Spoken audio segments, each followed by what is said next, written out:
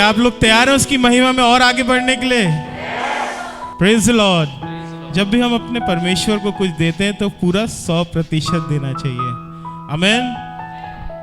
एक वर्स आपके साथ बांटना चाहता हूं जो आपको मिलेगी भजन संहिता 100 उसकी 4थी आयत, जहां लिखा है उसके फाटकों में धन्यवाद और उसके आंगनों में स्तुति करते हुए प्रवेश करो, उसका धन्यवाद करो और उसके नाम को धन्य कहो। उसका धन्यवाद कहो। क्यों ऐसा लिखा है यहाँ पे? क्या किया है परमेश्वर ने? कोई भी बता सकता है क्यों उसका धन्यवाद करो लिखा है और उसके आंगनों में धन्यवाद के साथ प्रवेश करो?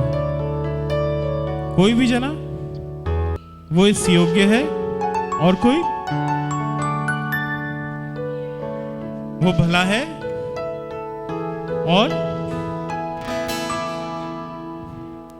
उसने अपनी जान हमारे लिए दी है, उसने अपना लहू बहाया है ताकि हम बचाए जा सकें। और सिर्फ एक बार नहीं लेकिन हमेशा हमेशा के लिए वो हमारी रक्षा करता है। मुझे समझ में आता है आज के समय में, आज के टाइम में कि उसका धन्यवाद क्यों करो, क्योंकि आज उसी की करुणा की वजह से हम जिंदों की जमीन पर हैं।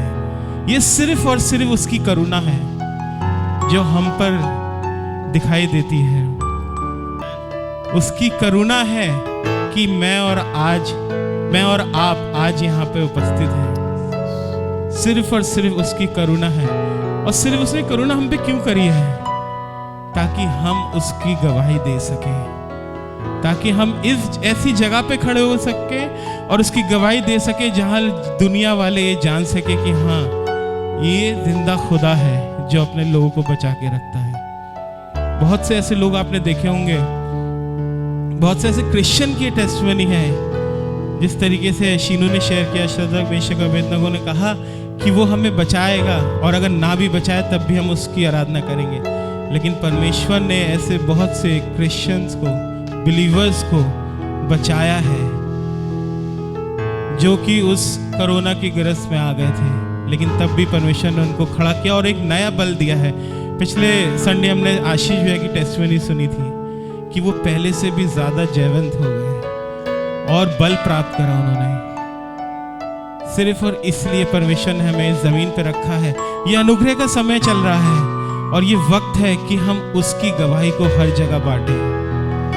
ये मौका उसने हमें दिया है, ये अनुग्रह उसने हमें दिया है। मैं इस बात को सोच रहा था और एक बहुत अच्छी बात मैं सोचने लगा कि हम हमेशा परमेश्वर से मांगते हैं अपने खर्चे के लिए। मांगते कि नहीं मांगते हैं? हमेशा उससे कहते रहते हैं मुझे ये चाहिए, मुझे ये चाहिए, मुझे ये चाहिए। लेकिन अब समय है कि उसके लिए खर्च हो। ये समय है कि हम उसके लिए खर्च हों और इस बात को दृढ़ कर लें कि हाँ परमेश्वर मैं तेरे लिए खर्च होना चाहता हूँ। ये जो जीवन तूने मुझे दिया है ये जीवन व्यर्थ ना जाए, लेकिन हर समय हर वक्त मैं तेरे लिए खर्च हो सकूं। Praise Lord. आइए अपने जिंदा खुदा की आराधना करें, अपने स्थान पर खड़े होकर के उसकी महिमा करें, क्योंकि वो जिंदा खुदा है और वो इसके योग्य है।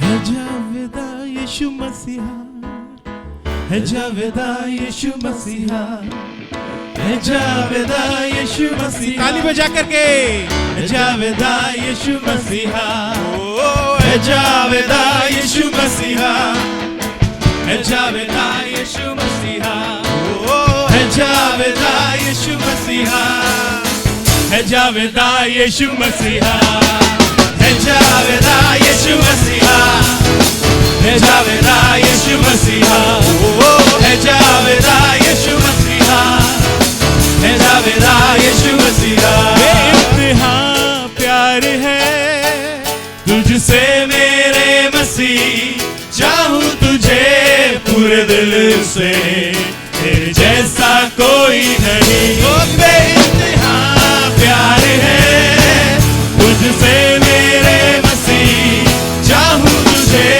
पूरे दिल से, तेरे जैसा कोई नहीं। मैं हूँ तेरा यीशु, तू मेरा, सारा जहां मुझे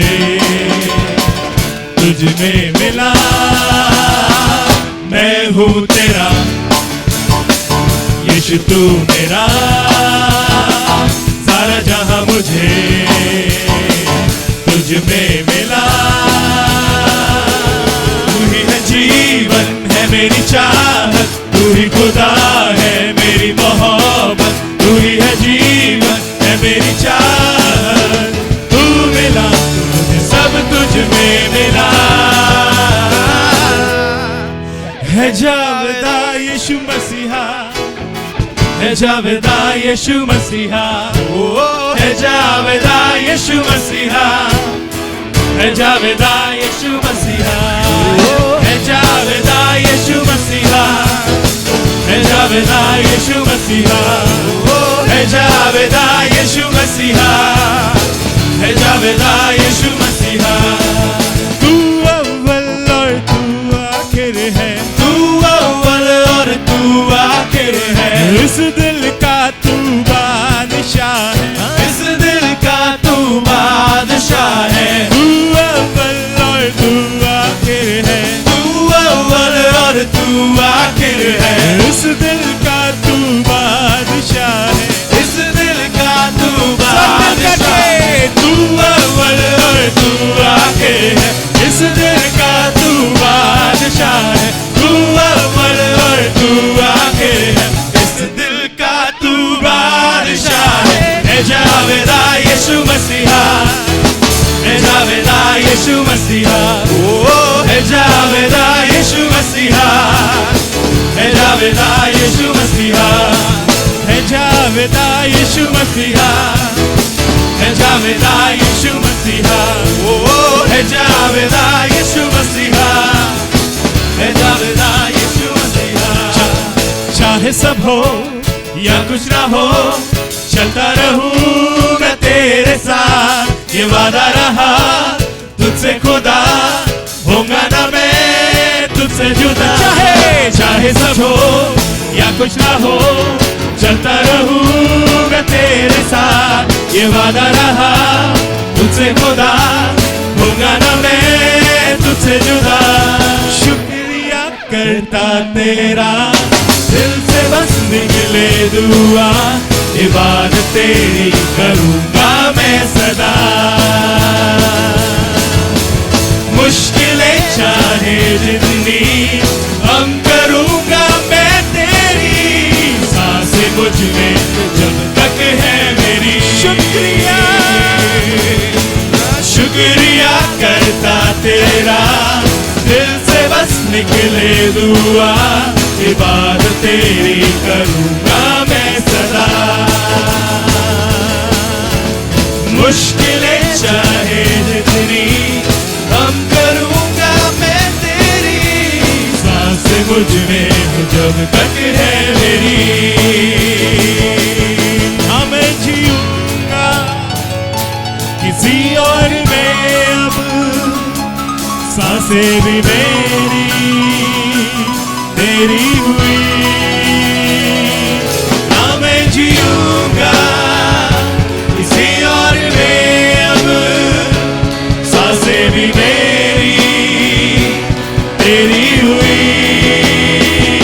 मैं जाऊंगा जहां में तेरी रोशनी को लिए, तब दुनिया देखेगी तेरी रोशनी। मैं जाऊंगा जहां में तेरी रोशनी को लिए, तब दुनिया देखेगी तेरी रोशनी।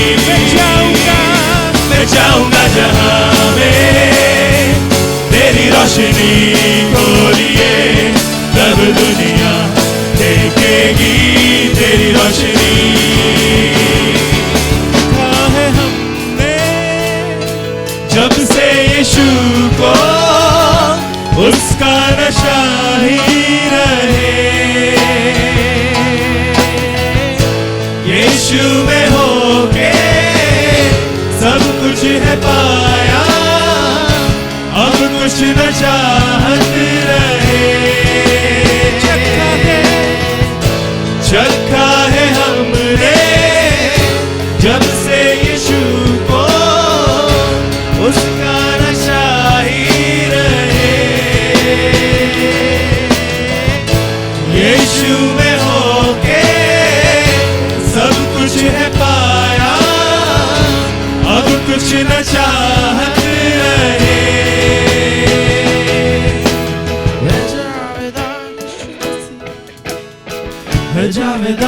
यीशु मसीहा, है जावेदा यीशु मसीहा, है जावेदा यीशु मसीहा, है जावेदा यीशु मसीहा, है जावेदा यीशु मसीहा, है जावेदा यीशु मसीहा, है जावेदा यीशु मसीहा, है जावेदा यीशु मसीहा, है जावेदा यीशु मसीहा, है जावेदा यीशु मसीहा, है जावेदा यीशु मसीहा, है जावेदा यीशु मसीहा, है जावेदा यीशु मसीहा, है जावेदा यीशु मसीहा, है जावेदा यीशु मसीहा। Thank you, Jesus. Hallelujah. तू महान है, तू स्तुति के योग्य है। Thank you, Lord. Thank you, Jesus. Thank you, Jesus. सच में परमेश्वर, तेरा जितना भी धन्यवाद करा जाए वो कम है। इस जीवन के लिए धन्यवाद करते हैं परमेश्वर, हर उस परिस्थिति के लिए जिस परिस्थिति में आप हमारे साथ खड़े रहते हैं उसके लिए धन्यवाद करते हैं परमेश्वर।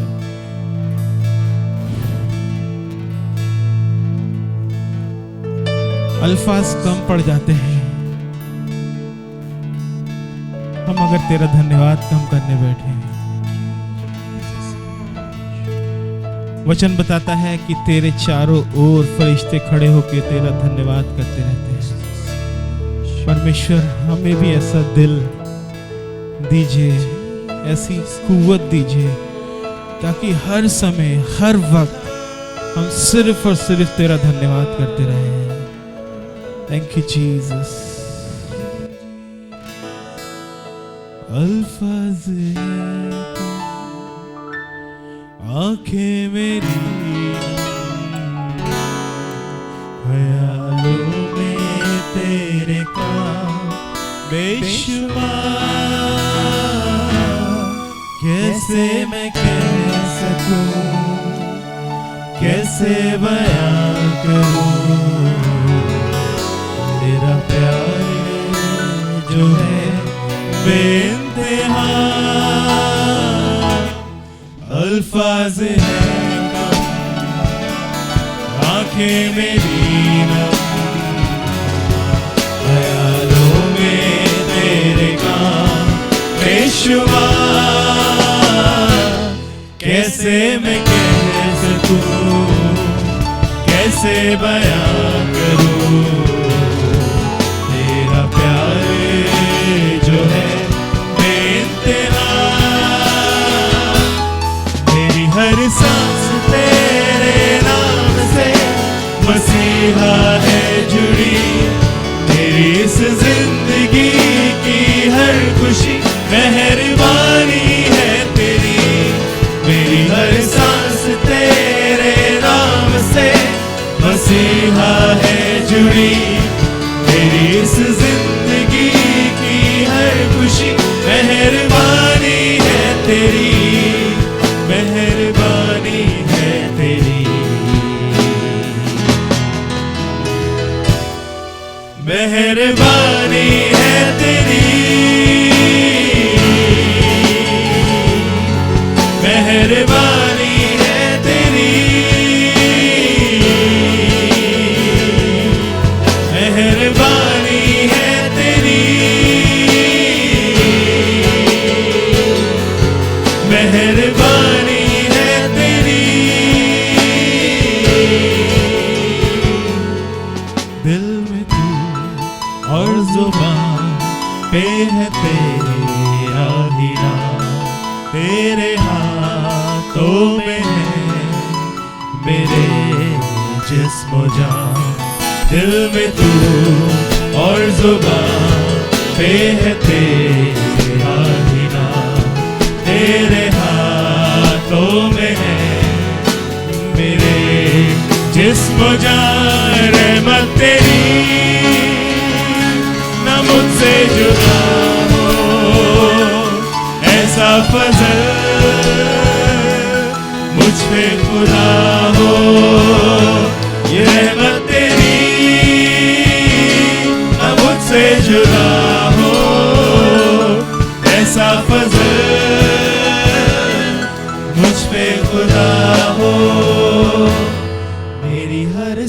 बस तेरे नाम से मसीहा है जुड़ी, मेरी इस जिंदगी की हर खुशी मेहरबानी है तेरी। खुदावंद की शुक्रगुजारी अता करते हैं कि उसने एक बार फिर से ये मौका दिया कि YouTube चैनल के मार्फत आपसे बातचीत कर सकें और आपके साथ में खुदावंद के कलाम की बातों को शेयर कर सकें। मैं बहुत शुक्रगुजार हूँ आप में से हर एक का जो खुशी के साथ में ज़ूम की इबादत में और चर्च की आराधना में और YouTube चैनल पर भी आप assemblies of believers church Bareilly के साथ में मिलकर के इबादत कर रहे हैं। और मैं पूरी तरीके से यकीन करता हूं कि खुदावंद आपको बरकत दे रहा है और खुदावंद आपको अपनी महिमा के लिए इस्तेमाल कर रहा है। आज शाम को एक वचन मेरे पास में है अपनी और आपकी रूहानी तरक्की के लिए। ये मुझे और आपको मिलता है मत्ती रचित सुसमाचार या मत्ती की इंजील और उसका 13वां अध्याय है, 13वां बाब और उसके 57वें पद को 57th वर्स को मैं आपके सामने पढ़ रहा हूं। लिखा है कि यीशु ने उनसे कहा। बहुत बार खुदावंद यीशु मसीह अपने चेलों को बुला करके बात करता था और कई बार चेलों को अकेले में ले जाकर के बात करता था। बहुत बार जब वो भीड़ से मिलता था तो उनसे तमसीलों में बात करता था, लेकिन चेलों से अपने दिल की बातों को शेयर करता था। उसने कहा, नबी अपने वतन और अपने घर के सिवा और कहीं बेइज्जत नहीं होता। 58वें या 58th वर्स में लिखा है, और उसने उनकी बेइत्कादी के सबब से वहां बहुत से मुअज्जे न दिखाए। एक्चुअल खुदावंद यीशु मसीह जहां पर है वहां पर मुअज्जे हैं, जहां पर उसकी प्रेजेंस है वहां पर आश्चर्य कर्म होते हैं। हर उस जगह पर जहां पर खुदावंद यीशु मसीह की हमदो सना होती है, जहां पर उसके नाम को लोग इज्जत देते हैं, बाइबल कहती है हर उस जगह पर आश्चर्य कर्म होता है, क्योंकि आश्चर्य कर्मों को करने वाला खुदावंद यीशु वहां पर मौजूद होता है। पर कुछ इस तरीके से आज शाम का हमारा टेक्स्ट है जिसको हम मालूम कर रहे हैं। लिखा हुआ है, जब आप इसके 54th वर्स से पढ़ते हैं तो लिखा है कि और वो अपने वतन में आकर उनके इबादत खानों में ऐसी तालीम देने लगा कि वो हैरान हो गए और कहने लगे, इसमें ये हिकमत और मुअज्जे कहां से आए? क्या ये बढ़ई का बेटा नहीं और इसकी मां का नाम मरियम और इसके भाई याकूब, यूसुफ और शमाउन और यहूदा नहीं? और क्या इसकी सब बहनें हमारे यहां नहीं? फिर ये सब कुछ इसमें कहां से आया? ये कह करके उन्होंने खुदावंद यीशु मसीह की बेइज्जती की। उसने अपने आप को इंसल्टेड महसूस किया और लिखा है कि उस जगह पर आया तो था बहुत सी बरकत देने के लिए, आया तो था बहुत से मिरेकल करने के लिए, पर मेरे दोस्तों उस जगह पर वो बहुत से मिरेकल नहीं किए उसने, इसलिए क्योंकि उस जगह पर उसको इंसल्ट महसूस होने लगी, उसको बेइज्जत किया गया। बाइबल बताती है मेरे दोस्तों खुदावंद के कलाम में, तब यीशु मसीह ने कहा कि नबी अपने वतन और अपने घर के सिवा और कहीं बेइज्जत नहीं होता। याद रखें मेरे दोस्तों, खुदावंद की इज्जत करना हम सब के लिए ऑनर की या सौभाग्य की बात होती है। हम सब जब उसकी महिमा के गीत गाते हैं तो हम उसकी इज्जत कर रहे होते हैं। जब हम दिल की गहराई से उससे दुआ कर रहे होते हैं तो हम उसकी इज्जत कर रहे होते हैं। जब हम अपने हाथों को उठा करके उसकी प्रशंसा करते हैं तो हम उसकी इज्जत कर रहे होते हैं। पर खुदावंद के कलाम के मुताबिक है मेरे दोस्तों, जब हम खुदा के घर में या अपने घर में दिलो जान से उसकी सिताइश कर रहे होते हैं तो हम उसकी इज्जत कर रहे होते हैं। पर कभी कभी बहुत बार हम खुदा के कलाम को अनसुना करते हैं, दूसरे शब्दों में हम उसको बेइज्जत करते हैं। खुदा के कलाम में लिखा है, यहां पर लोगों ने उसको देखा और देख करके जब उसकी बातें सुनी तो उसकी बातों से, उसकी तालीम से ऐसे हैरान हो गए और सवाल करने लगे कि क्या ये बढ़ई का बेटा नहीं है? तो इसको ये इल्म कहां से आ गया? वो ऐसी तालीम हमें क्यों देने लगा? उसके भाई और उसकी बहनें सब हमारे वहां हैं, क्या ये मरियम का बेटा नहीं है? बाइबल कहती है इसलिए चूंकि उस जगह पर उसका बहुत ऑनर नहीं हुआ, इसलिए वो वहां पर बहुत से मुअज्जे नहीं कर सका। खुदा उनके कलाम में लिखा है, उसने अपने चेलों को दो दो करके भेजा।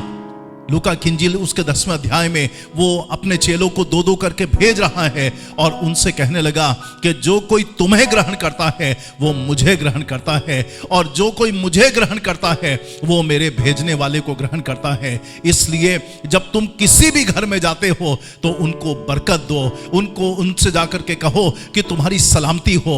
मेरे दोस्तों, खुदा के खादिम इसलिए बुलाए गए हैं कि लोगों की सलामती के लिए, लोगों की बरकतों के लिए दुआ करें। जब भी डिक्लेयर करें तो लोगों के लिए अच्छी बातें कह सकें। मैं खुदावंद के कलाम के अनुसार आज शाम को आपके साथ में बातें करना मांग रहा हूं। कोई भी व्यक्ति खुदावंद की कभी भी इंसल्ट ना करे, कभी भी खुदावंद के नाम की बेइज्जत ना करे, कभी भी खुदा के खादिमों की बेइज्जत ना करे, कभी भी किसी खुदा के घर के बारे में कोई खराब बातें ना बोलें, और सबसे बढ़कर के खुदा के कलाम की भी कभी बेइज्जत ना करें, क्योंकि खुदावंद के कलाम में ऐसा लिखा है कि नबी अपने वतन में और अपने घर के सिवा और कहीं बेइज्जत नहीं होता है। आज मैं कहना मांग रहा हूं कि हम में सारे के बीच में, हमारी दुनिया के अंदर, हम सब जो अंत के दिनों में पहुंच रहे हैं, एक तरीके का आत्मा काम कर रहा है जहां पर लोग एक दूसरे की इज्जत नहीं करते हैं। हर वो घर जहां पर लोग एक दूसरे की इज्जत नहीं करते, वो घर बर्बाद हो जाता है। मेरे दोस्तों, अब समय ऐसा भी है कि बहुत से लोग अपने टीचर्स का भी कोई ऑनर नहीं करते हैं और बड़ा मजाक बनाते हैं उनका। कई बार लोग, बच्चे अपने माँ बाप का भी अनादर करते हैं। बाइबल कहती है अपने माँ बाप की इज्जत करना और इससे तेरी आयु बढ़ेगी, और तू जिस मुल्क में रहेगा वहां पर खुदावंद तुझे एस्टैब्लिश करेगा और तुझे कामयाब करेगा। याद रखिए मेरे दोस्तों, माँ बाप की इज्जत करना हम में सरे का फर्ज है। हमारे जो माँ बाप हैं उन सब की मुझे और आपको इज्जत करनी है। खुदावंद के कलाम में एक और वर्स बहुत इंपॉर्टेंट लिखी हुई है। आखिर के दिनों में जब आप रोमियो की पत्री पढ़ते हैं और उसके पहले अध्याय के 30 पद को पढ़ रहे होते हैं, तो वहां पर अंत के दिनों में एक खास तरीके के लोग होंगे जो औरों को बेइज्जत करने का काम कर रहे होंगे। मैं कहूंगा ये एक तरीके का आत्मा है जो बेइज्जती करने वाली आत्मा है, और इसके जरिए से हम किसी का भी ऑनर नहीं करते हैं, किसी से भी इज्जत से बातें नहीं करते हैं। बाइबल कहती है उन दिनों में लोग खुदा की नजर में नफरती और औरों को बेइज्जत करने वाले, मगरूर, शेखीबाज, बदियों के बानी, माँ बाप के नाफरमान और बेवकूफ होंगे। आज मैं सिर्फ ये कहना मांग रहा हूं, औरों को बेइज्जत करने का समय ये दिखाई देता है। न जाने कितनी बार भाई भाई की इज्जत नहीं करता है, बहन बहन की इज्जत नहीं करती है, भाई बहन की इज्जत नहीं करता है, और कई बार लोग माँ बाप की भी इज्जत नहीं करते हैं। पर खुदावंद के कलाम में ऐसा लिखा हुआ है मेरे दोस्तों कि अपने घर के अंदर मुझे और आपको बेइज्जत नहीं होना है। खुदावंद यीशु मसीह अपने घर में आया, अपने नगर में आया, नासरत में आया, और नासरत में वो बहुत से मिरेकल नहीं कर पाया, क्योंकि उसने जब उसने तालीम दी तो उसकी तालीम को सुन करके लोग उसको बोलने लगे कि क्या ये बढ़ई का बेटा नहीं है, क्या ये मरियम का बेटा नहीं है, क्या इसके भाई याकूब, यूसुफ और शमाउन और यहूदा क्या हमारे वहां नहीं रहते हैं, इसकी बहनें भी हमारे वहां हैं, तो इसको ये कहां से इल्म आया। मैं विश्वास करता हूं मेरे दोस्तों, खुदावंद यीशु मसीह आज मुझे और आपको एक सबक सिखाना मांग रहे हैं। अगरचे मैं और आप चाहते हैं कि वो हमारी जिंदगी में, हमारे घर में, हमारे बेटे और बेटी की जिंदगी में आश्चर्य कर्म करे, मिरेकल करे, तो मुझे और आपको अपने बच्चों को, अपने बहन भाइयों को, अपने फैमिली के लोगों को उसकी इज्जत करना सिखाने की आवश्यकता है। खुदावंद का कलाम मेरी और आपकी सहायता करे मेरे दोस्तों। खुदावंद का कलाम मुझे और आपको बताता है कि जब मैं और आप खुदावंद की इज्जत करते हैं, जो इज्जत उसके नाम के लायक है, जब हम उसको देते हैं, तो हमारे घरों में, हमारी जिंदगियों में बड़े बड़े मिरेकल करता है। मैं ये नहीं कह रहा हूं कि आपने उसकी इज्जत नहीं की है, शायद उसके नाम के लायक आपने उसकी इज्जत ना की हो। खुदा उनके कलाम में अगर आप अपनी जिंदगी में मिरेकल ढूंढ रहे हैं तो आज शाम को मैं कहना मांग रहा हूं, उसकी इज्जत करना शुरू कर दीजिए। उठते बैठते उसके नाम की तमजीद करना शुरू कर दीजिए और अपनी जिंदगी में अपने आप को यह सिखाइए कि उसकी इज्जत करने के लिए वो सबसे ऊंचे और सबसे बड़े नाम उसको दिया गया है। उसके नाम के आगे कोई और नाम ठहरता नहीं है। मेरे दोस्तों, मुझे और आपको खुदावंद यीशु मसीह के नाम की इज्जत करनी है। अगर मैं और आप मिरेकल चाहते हैं, अगर मैं और आप बरकत चाहते हैं, अगरचे मैं और आप चाहते हैं कि खुदावंद हम में सर की जिंदगी में तरक्की दे, तो मुझे और आपको खुदावंद को इज्जत देने की जरूरत है। मैं खुदावंद के कलाम में पढ़ रहा था, एक बहुत बढ़िया वाक्या ऐसा लिखा हुआ है खुदावंद के कलाम में। जब मैं पढ़ता हूं गिनती की किताब और उसका 12वां अध्याय, और जब 12वें अध्याय को मैं पढ़ता हूं तो उसमें कुछ इस तरीके का किस्सा है। 2 भाई और 1 बहन के बीच की ये स्टोरी है। शायद आज मैं किसी से बातचीत कर रहा हूं, किसी घर के बच्चों से बात कर रहा हूं, और शायद किसी घर के बड़े लोगों से बात कर रहा हूं। यहां पर लिखा हुआ है, ये भाई बहन, इनका नाम है मूसा, हारून और मरियम। ये तीनों भाई बहन हैं। बाइबल बताती है कि खुदा बाप ने मूसा को अपना दर्शन दिया जब वो झाड़ी को देखने जा रहा था कि झाड़ी जल तो रही है पर भस्म नहीं होती। यही खुदावंद ने उसको अपनी खिदमत के लिए बुलाया और उससे कहा कि तू मिस्र में से मेरी प्रजा इस्राएल को छुड़ाएगा और मैं तुझे वहां पर भेजूंगा और तुझे फराउन के सामने खड़ा करूंगा। बाइबल बताती है मेरे दोस्तों, खुदावंद के कलाम में मूसा चुन लिए गए हैं और अब यहां पर मूसा के जरिए से खुदा बाप लोगों को ले करके जा रहे हैं, इस्राएलियों को लिए चल रहे हैं, पर घर के अंदर कैसी परेशानी है। बाइबल बताती है कि मूसा ने एक इथियोपियन लेडी से शादी कर ली और उसकी शादी से मरियम और हारून, मेरे पास में लिखा है कि उसकी बदगोई करने लगे, उसके बारे में खराब बातें बोलने लगे, उसके बारे में लोगों के बीच में गंदी बातें बोलने लगे। बाइबल बताती है मेरे दोस्तों, जब वो कहने लगे क्या खुदावंद ने फकत मूसा ही से बातें की हैं, क्या उसने हमसे भी बातें नहीं की हैं? और ध्यान से सुनिएगा, आगे लिखा है गिनती 12 अध्याय और उसके दूसरे पद में सबसे खास हिस्सा लिखा है, और खुदावंद ने ये सब सुना। मुझे लगता है जब आप घर में किसी खुदा के खादिम की बुराई कर रहे होते हैं तो आसमान का खुदा सुन रहा होता है।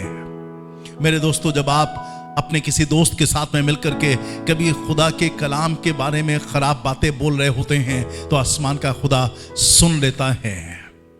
अक्सर तो मूसा, हारून और मरियम अहद के संदूक के पास में जाया करते थे, खैमा इस्तिमा के पास में जाया करते थे, पर बाइबल कहती है, दूसरा पद है, खुदावंद ने ये सब बातें सुनी कि मरियम और हारून मूसा के बारे में कैसी बातें कर रहे हैं। खुदावंद ने सुनी और बाइबल कहती उसको बुरा लगा, उसको खराब लगा, और वो तीसरे पद में लिखा है कि मूसा तो रुए जमीन के सब आदमियों से ज्यादा हलीम था खुदा की निगाह में। मेरे दोस्तों, बाइबल बताती है, चौथे पद में लिखा है कि खुदावंद बहुत नाराज हुआ और उसने मूसा, हारून और मरियम से कहा, तुम तीनों निकलकर खैमा इस्तिमा के पास हाजिर हो, और वो तीनों वहां पर गए। तब खुदावंद का जलाल खैमा इस्तिमा के ऊपर उतरा और उसने मरियम से और हारून से बातें की। उसने कहा कि अगर तुम में से कोई नबी है तो मैं उससे बातें करूंगा, उसे रोया में दिखाई दूंगा और ख्वाब में उससे बातें करूंगा। पर मूसा ऐसा नहीं है। अरे मूसा मेरा वो खादिम है, मेरे खानदान में, अरे खुदा के खानदान में खुदा अपने खादिमों को रखता है। मूसा मेरा खादिम, मेरे खानदान में सबसे ज्यादा हलीम और इज्जतदार है। मैं उससे रूबरू आमने सामने बातें करता हूं। मेरे दोस्तों, बाइबल कहती कि खुदा नाराज हुआ था मरियम और हारून की बातों को सुन करके, और फिर लिखा है कि खुदावंद उनके पास से चला गया और खुदा का गुस्सा भड़का और अचानक से मरियम कोढ़ से भर गई, उसका पूरा जिस्म सफेद हो गया और वो सबके सामने से भागी। हारून ने देखा और मूसा ने भी देखा। आप पढ़ते हैं मूसा बहुत हलीम हैं। मेरे दोस्तों, जब जब कभी भी मैं और आप किसी खुदा के खादिम की, कभी भी खुदावंद यीशु मसीह की, कभी भी पाक रूह की या उसके कलाम की कभी भी इंसल्ट कर रहे होते हैं, तो याद रखिए खुदा को पसंद नहीं आता, वो गजबनाक हो जाता है, वो गुस्सा करने लगता है। और बाइबल कहती उसके गुस्से के सामने कौन खड़ा हो सकता है। मरियम कोढ़ से, सर से लेकर के पांव तक कोढ़ से भर गई। लिखा हुआ है मूसा ने सर झुकाया, घुटनों पर आया और कहने लगा, ए खुदावंद उसे माफ कर दे। खुदावंद, अय खुदावंद मैं तेरी मिन्नत करता हूं कि तू उसे शिफा दे। मैं यकीन करता हूं एक फैमिली की, एक भाई बहनों की बहुत अच्छी स्टोरी यहां पर लिखी हुई है। खुदावंद के कलाम में लिखा है, खुदा बाप ने कहा कि ठीक है, पर उसको 7 दिन कैंप से बाहर रहना पड़ेगा। बाइबल बताती है मेरे दोस्तों, 7 दिन तक मरियम इस्राएली छावनी से बाहर रही, कोढ़ियों के स्थान में रही, वो किसी से मुलाकात नहीं कर पाई और सारे इस्राएली उस जगह पर रुके रहे, वो आगे नहीं बढ़ पाए। याद रखिए, एक व्यक्ति जब कभी खुदा के खादिम की या खुदावंद की इंसल्ट करता या उसके लिए खराब बातें बोलता है, तो ये पूरी कौम के लिए नुकसान का कारण बनता है। आपकी तरक्की रुक जाती है, आप आगे बढ़ने से रुक जाते हैं। एक व्यक्ति की वजह से शायद पूरी फैमिली में भाई 4 लोग ठीक हैं, 5वां व्यक्ति ठीक नहीं है, शायद किसी फैमिली में 9 लोग ठीक हैं पर 10वां व्यक्ति ठीक नहीं है। खुदाउन के कलाम के अनुसार मैं विश्वास करता हूं मेरे दोस्तों, खुदाउन मुझे और आपको सिखाना मांग रहा है कि जब भी मैं और आप बातचीत करें तो अपने शब्दों का ध्यान रखें। जब भी मैं और आप खुदाउन के हुजूर में बैठें तो याद रखें कि खुदावंद मेरी और आपकी बातों को सुन रहा है। मेरे दोस्तों, न केवल वो हमारी दुआओं को सुनने वाला खुदा है, न केवल वो हमारे दिल की दशा को देख करके हमारे आंसुओं को देखने वाला खुदा है, पर याद रखिए जब आप खामोशी में भी, जब आप छिप करके भी कहीं पर बोल रहे होते हैं तो आसमान का खुदा सुन रहा होता है। खुदा के कलाम में लिखा है, खुदावंद न केवल गुस्सा करने वाला लेकिन वो प्यार करने वाला भी है। बाइबल बताती है कि खुदा बाप ने मरियम को चंगाई दी। मालूम कैसे?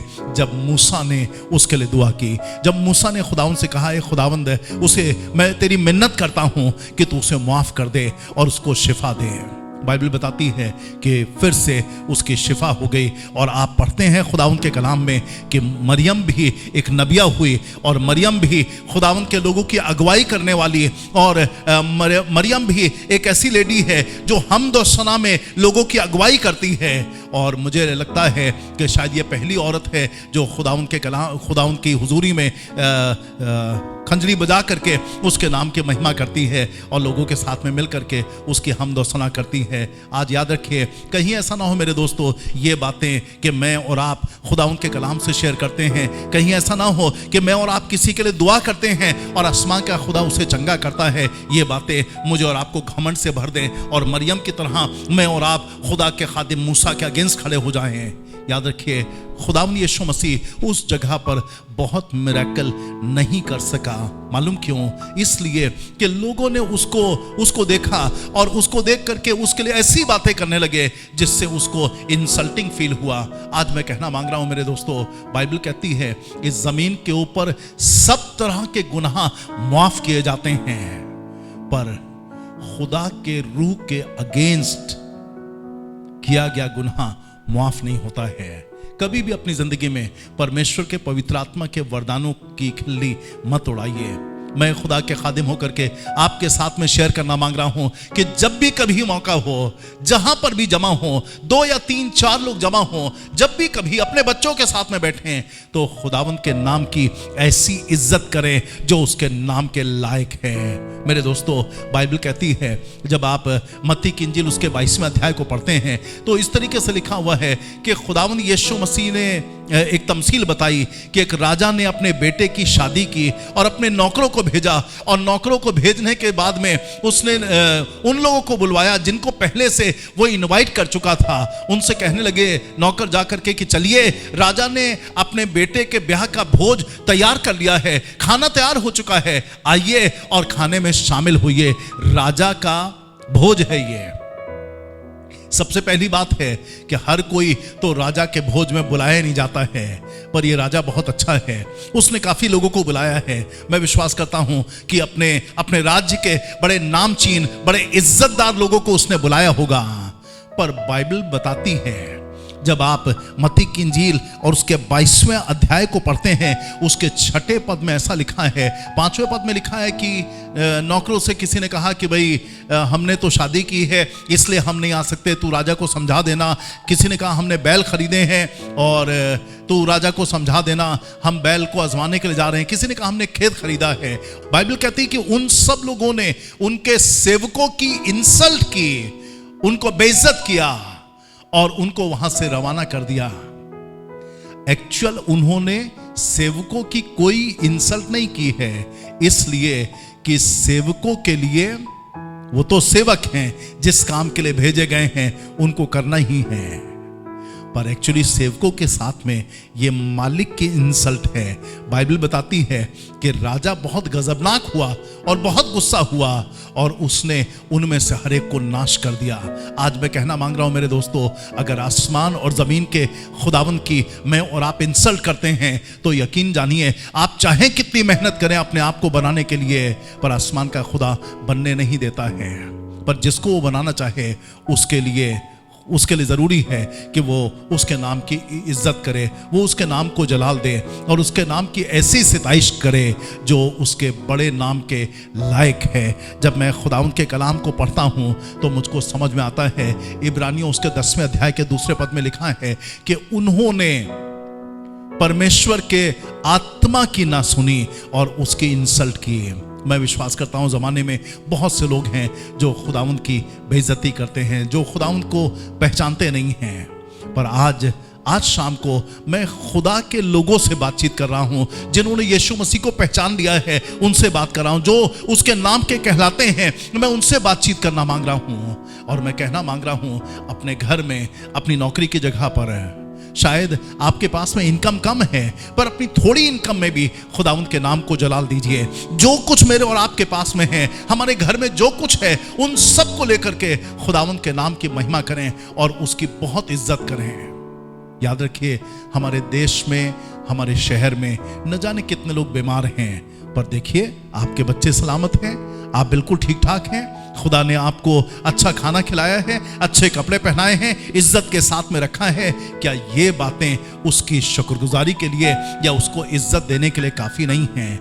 याद रखिए, खुदावंद जब भी आता है तो अपनी मिरेकलस पावर लेकर के आता है। जब भी वो किसी के पास में आता है तो वो आता है बहुत से मिरेकल करने के लिए, पर कई बार जब हम उसका उचित सत्कार नहीं करते, उसका स्वागत नहीं करते हैं, तो वो रुका रहता है और हमारी जिंदगियों में मिरेकल नहीं हो पाता। कई बार आप देखते होंगे चर्च में और आराधनाओं में बहुत से लोगों को मिरेकल हुए, बहुत से लोगों ने अपनी बीमारी से चंगाई पाई, बहुत से लोगों के हृदय बदल गए, बहुत से लोगों ने अपनी बुरी आदतों से छुटकारा पा लिया। पर बहुत से ऐसे भी होते हैं जो किसी भी आराधना में मौजूद होते हैं पर उनके ऊपर कोई असर नहीं होता। आज शाम मैं कहना मांग रहा हूं मेरे दोस्तों, मैं और आप उन लोगों में ना हों। जब खुदावंद के कलाम को सुने तो धीरज के साथ में सुने। जब भी खुदावंद की हुजूरी में आए तो उसको इज्जत देने के लिए आए। जब भी खुदा के घर में बैठें और खुदावंद की इबादत में कहीं पर भी बैठें तो पूरी शालीनता के साथ में, पूरी इज्जत के साथ में उसके कलाम को सुने और उसके ऊपर अमल करें। आप किसी को इज्जत देने का मतलब है कि उसकी बातों को मानना। मैं और आप जब खुदावंद के कलाम को पढ़ते हैं और नहीं मानते हैं तो बाइबल कहती है कि उनकी दुआ भी सुनी नहीं जाती है जो खुदावंद के कलाम को इज्जत नहीं देते हैं। अगर हम कंटिन्यूएशन में किसी गुनाह में पड़े रहें तो ये खुदा के फजल की इंसल्ट होती है कि वो बार बार हमें अनुग्रह दे रहा है। हम बर्थडे पर बर्थडे सेलिब्रेट करते जा रहे हैं, दिन पर दिन हमारी जिंदगी के आगे बढ़ रहे हैं, पर हम क्या नहीं कर रहे हैं, अपनी बुराई को छोड़ करके हम भलाई की तरफ नहीं रुजू कर रहे हैं। और नतीजा क्या है, हमारी जिंदगियों में मिरेकल्स रुके रहते हैं। मैं विश्वास करता हूं कि जब भी कभी कोई बच्चा अपने माँ बाप का ऑनर करने लग जाता है तो आसमान का खुदा उसको कामयाब करता है और उसको बहुत इज्जत देता है। खुदा उनके कलाम के अनुसार बहुत से एग्जाम्पल हैं, पर आज शाम में मैं बहुत ज़्यादा शेयर नहीं करना मांगता, पर मैं कहना मांग रहा हूँ, जब भी कभी आप कहीं पर भी दुआ के लिए बैठें, अक्सर एक छोटी सी चीज़ कभी भी जब दुआ करते हैं, तो मैं बहुत से घरों में गया हूँ। एक घर में गया मैं, तो जब मैं उस घर में पहुँचा तो ये लोग किसी मूवी को देख रहे थे। मुझे वही उसी ड्राइंग रूम में बैठा दिया और उन्होंने वॉइस उसकी बंद कर दी। अरे मैं बात करता रहा, पर उनमें से हर एक जन टीवी से ही चिपका हुआ था। उन्होंने वॉइस तो बंद कर दी थी, पर टेलीविज़न चालू था। अब दुआ करने की बारी थी। मैंने कहा कि ठीक है भैया दुआ करते हैं, तो उन्होंने कहा हाँ हाँ पादी साहब कर लीजिए। मैंने कहा नहीं, पहले टेलीविज़न ऑफ कर दीजिए, इसलिए कि आसमान के खुदा को इज्जत देनी है। उसने अपने सब नामों से ज़्यादा इज्जत अपने कलाम को दी है। खुदावंद अपने नाम को इज्जत देता है, खुदावंद अपने कलाम को इज्जत देता है। जो उसने कह दिया है वो उससे मुकरता नहीं है, और उसने कहा है कि जो मेरा आदर करते हैं मैं उनका आदर करता हूं। क्या आप भी उसका आदर करने वाले लोगों में हैं? क्या आप ऐसे लोग ठहरेंगे जो खुदावंद के नाम की महिमा करने में आगे बढ़ेंगे और अपने बच्चों को भी वही सिखाएंगे? मैं विश्वास करता हूं आपकी तरक्की को कोई रोक नहीं सकता है। आपके आगे बढ़ने में जब आपकी तरक्की हो रही होगी तो बहुत से लोग देखेंगे कि आसमान का खुदा कैसे आपको बरकत दे रहा है। ये बिल्कुल वैसे ही है कि चर्च में 100 लोग बैठे हों और 75 लोग खुदा की हुजूरी का बहुत आनंद उठा रहे हों, और 25 ऐसे हों जो इधर उधर देख रहे हों, उनको कुछ समझ में ना आ रहा हो। मैं विश्वास करता हूँ मेरे दोस्तों, खुदावंद की हुजूरी में उसको इज्जत देने का समय है। अब से जब भी कभी दुआ के लिए बैठें पूरी फैमिली के साथ में, तो दिल की गहराई से खुदावंद को इज्जत दीजिए। जब आप उसका नाम लें तो बड़ी इज्जत के साथ में उसके नाम को लीजिएगा, क्योंकि वो सबसे ज़्यादा इज्जत के लायक है। हमारे खुदावंद के लिए बाइबल कहती है कि उसके जैसा ना तो कोई आसमान पर है और ना कोई ज़मीन पर है। उसके लिए बाइबल कहती है उसके जैसा प्रेमी भी कोई नहीं है। अरे उसको बहुत बड़ी जगह नहीं चाहिए होती है, वो तो साइलेंटली आ करके हमारे साथ में शामिल हो जाता है। जिस हाल में हम मौजूद हैं, हमारी गरीबी में हमारे शामिल हाल होता है, हमारी बीमारी में हमारे नज़दीक खड़ा होता है, हमारी तंगी में आकर के हम में सर को बरकत देता है। मेरे दोस्तों, उसको अपने घर में अपनी ज़िंदगी में बुला करके तो देखिए। आखिर में खुदा के कलाम में ऐसा लिखा हुआ है कि देख मैं द्वार पर खड़ा हुआ खटखटाता हूँ। कई लोग जाते हैं अपने घर के दरवाजे को देखने के लिए, कोई खटखटाहट की आवाज़ सुनाई नहीं देती, पर सुनिए वो दिल के दरवाजे की बात कर रहा है। उसने कहा देख मैं द्वार पर खड़ा हुआ खटखटाता हूँ, जो कोई मेरी आवाज को सुन करके दरवाजे को खोलेगा मैं उसके भीतर आऊंगा। आप न जाने कितनी बार एक्सीडेंट होते होते बच गए। मालूम क्या था? अरे आसमान का खुदा आपके दिल पर नॉक कर रहा था। बहुत से लोग बीमार पड़े, आप नहीं पड़े, आपको खुदा ने बचा के रखा। वो आपके दिल पर नॉक कर रहा था, खटखटा रहा था। शायद बहुत बार आपने दुआ की और खुदा ने दुआ सुन ली। मालूम क्या हुआ? वो आपके दिल के द्वार पर खड़ा हुआ खटखटा रहा था। वो आपको बरकत पर बरकत दिए चला जा रहा था।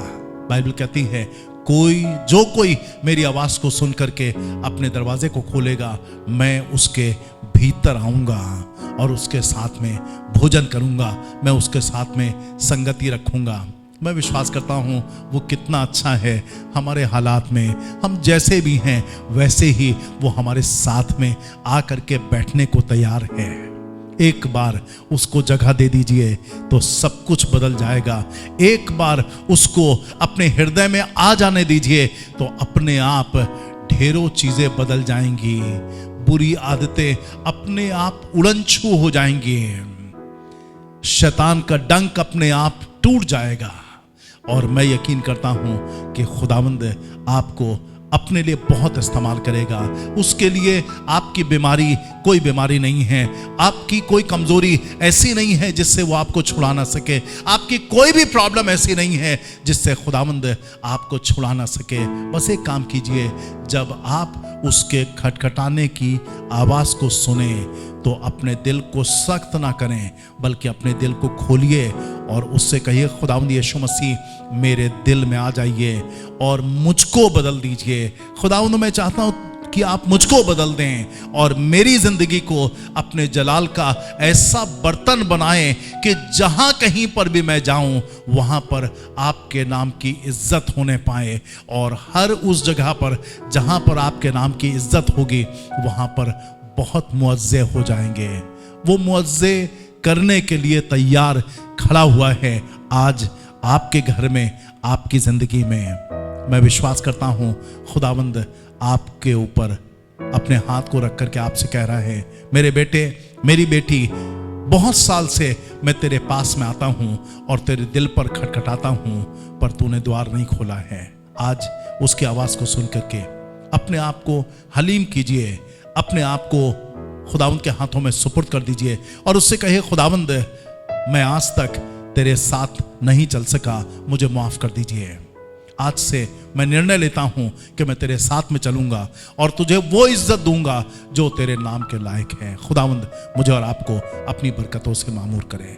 आइए अपने सरों को झुकाएं और दुआ करें। वंडरफुल गॉड, हमसे प्यार करने वाले हमारे जिंदा खुदावंद, इस शाम में तहे दिल से तेरा शुक्रिया अदा करते हैं और तमाम सुनने वालों पर तेरा बड़ा फजल चाहते हैं।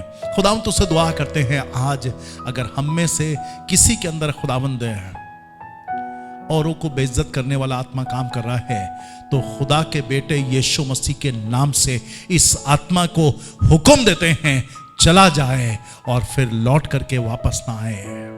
खुदावंद हम में सारे को तो सिखा रहा है कि हम एक दूसरे की इज्जत करें, अपने टीचर्स की, अपने माँ बाप की, अपने भाई बहनों की इज्जत कर सकें। खुदावंद यीशु मसीह तू चाह रहा है कि हम एक दूसरे की इज्जत करें और सबसे बढ़कर के तू चाहता है खुदावंद कि हम तुझे वो इज्जत दें जो तेरे नाम के लायक है। खुदा बाप माफ कर दीजिए जहां जहां पर हमने कभी भी ऐसा किया कि जो इज्जत तुझे देनी थी वो नहीं दे पाए। खुदावंद माफ कर दीजिए, हर एक के दिल को अपने लहू से धो करके साफ कर दीजिए। और आज खुदावंद अपने दिलों को खोलते हैं तेरी आवाज को सुन करके कि तू हमारे दिलों में आए और हम सबको अपने जलाल का बर्तन बनाए।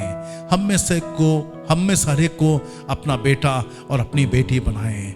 खुदावंद यीशु मसीह हर एक उस जन को जिसने तेरे कलाम को आज शाम को सुना है, एक एक जन को बहुत बरकत दीजिए। और अगर कोई ऐसा है खुदावंद जिसने अनसुना कर दिया है और तेरी इंसल्ट की है, खुदा बाप उसे भी माफ कर दीजिए, माफ कर दीजिए खुदावंद, और उसके ऊपर और फजल कीजिए कि खुदावंद वो तेरे नाम को बहुत इज्जत देने वाला ठहर सके।